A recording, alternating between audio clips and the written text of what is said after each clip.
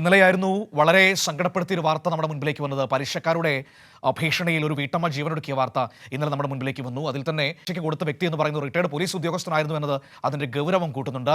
ഏതായാലും ഈ സംഭവത്തിൽ പ്രതികളുടെ മകളെ പോലീസ് കസ്റ്റഡിയിലെടുത്തു എന്നാണ് ഇപ്പോൾ നമുക്ക് മനസ്സിലാക്കാൻ കഴിയുന്നത്. മകളുടെ ഭർത്താവ് ജോലി ചെയ്യുന്ന സ്ഥലത്ത് എത്തിയാണ് പോലീസ് ഇവരെ കസ്റ്റഡിയിലെടുത്തത്. രാത്രി 7 മണിയോടെ മഫ്തിയിലുള്ള പോലീസ് സംഘം കൊച്ചിയിലെ സ്ഥാപനത്തിലെത്തി മകളെ കസ്റ്റഡിയിലെടുക്കുകയായിരുന്നു. ഒളിവിലുള്ള പ്രതികൾക്കായി പോലീസ് ഊർജിതമായി തെരച്ചിൽ തുടരുകയാണ്.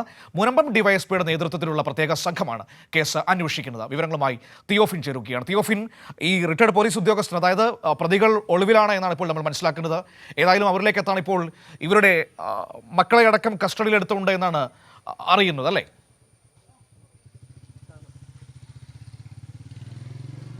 മനു, തീർച്ചയായും. അതായത് ഈ ആത്മഹത്യ ചെയ്ത ആശാ ബെന്നിയുടെ വീട്ടിൽ അതിൻ്റെ തലേ ദിവസം രാത്രി എത്തി ഭീഷണിപ്പെടുത്തിയതിൽ ഈ മകളുമുണ്ട് എന്നാണ് അറിയുന്നത്. പ്രദീപും, അതായത് റിട്ടയർഡ് പോലീസ് ഉദ്യോഗസ്ഥൻ, റിട്ടയർഡ് പോലീസ് ഡ്രൈവറായ പ്രദീപ്, ഭാര്യ ബിന്ദു, ഇവരാണ് ആശാ ബെന്നിക്ക് വലിയ പലിശയ്ക്ക് പണം കൊടുക്കുകയും പണം തിരിച്ചു കിട്ടാത്തതിൻ്റെ പേരിൽ അവരെ ഭീഷണിപ്പെടുത്തുകയും ചെയ്തത്. അവർ പോലീസിൽ പരാതി നൽകിയതിനു ശേഷവും ഭീഷണി ഉണ്ടായി. ഇതിനെ തുടർന്നാണ് ഇവർ ആത്മഹത്യാക്കുറിപ്പ് എഴുതി വെച്ച് പുഴയിൽ ചാടി മരിച്ചത്. ഇതിൻ്റെ അടിസ്ഥാനത്തിലാണ് പോലീസ് അന്വേഷിക്കുന്നത്. പോലീസ് ആത്മഹത്യാ പ്രേരണാകുറ്റം ചുമത്തി കേസെടുക്കുമെന്ന് സൂചന ലഭിച്ചതിൻ്റെ അടിസ്ഥാനത്തിൽ ഇരുവരും വീട്ടിൽ നിന്ന് മുങ്ങുകയും ചെയ്തു. അങ്ങനെ പ്രദീപിനും ബിന്ദുവിനും വേണ്ടിയുള്ള അന്വേഷണം പോലീസ് ഊർജിതമാക്കിയിട്ടുണ്ട്. ഇവരുടെ മൂത്ത മകൾ ദീപയാണ് ഇന്നലെ പോലീസ് കസ്റ്റഡിയിലെടുത്തത്.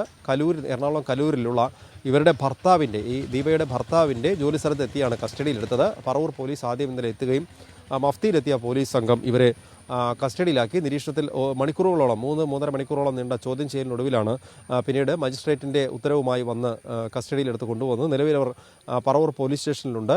മുനമ്പം ഡിവൈഎസ്പിയുടെ നേതൃത്വത്തിലുള്ള പ്രത്യേക സംഘമാണ് ഈ കേസ് അന്വേഷിക്കുന്നത്. ഇന്ന് തന്നെ ഇവരെ കോടതിയിൽ ഹാജരാക്കുമെന്നാണ് നമുക്കറിയാൻ കഴിയുന്നവർ. എന്തായാലും ഇതുമായി ബന്ധപ്പെട്ട് വളരെ കൃത്യമായി തന്നെ പോലീസ് അന്വേഷണം പോകുന്നുണ്ട്. ഈ പ്രദീപ് കുമാറിനും